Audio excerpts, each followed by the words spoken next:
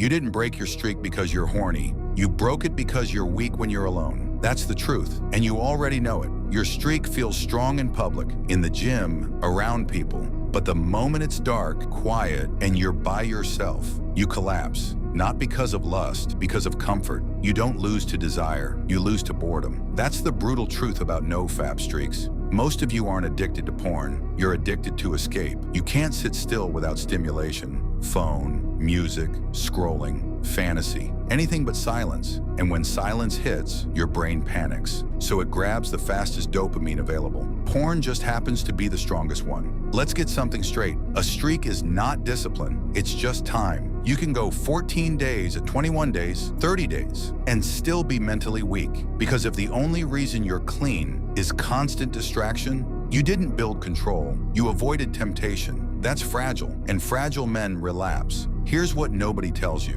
NoFap isn't about sexual energy, it's about nervous system control. If you cannot sit in discomfort for 10 minutes without reaching for something, you are not disciplined, you are dependent. So here's the correction. For the next 7 days, no porn, no softcore scrolling, no late night Instagram, no accidental triggers. And when the urge hits, you don't open YouTube, you don't search motivation, you don't text someone for distraction. You sit still, you feel it fully. No music, no screen, no escape. You let your brain burn, because that burning feeling, that's rewiring, that's control forming. And if you're serious, go to the comments right now and type, "No more excuses, not for me," for your own accountability. Now listen carefully. Your environment is feeding your relapse. Dark room, phone in bed, door closed, zero friction. Change that. Charge your phone outside your room. Sleep without it near your hand. Do push-ups the second an urge spikes. Cold water on your face. Physical interruption. You need resistance, not speeches.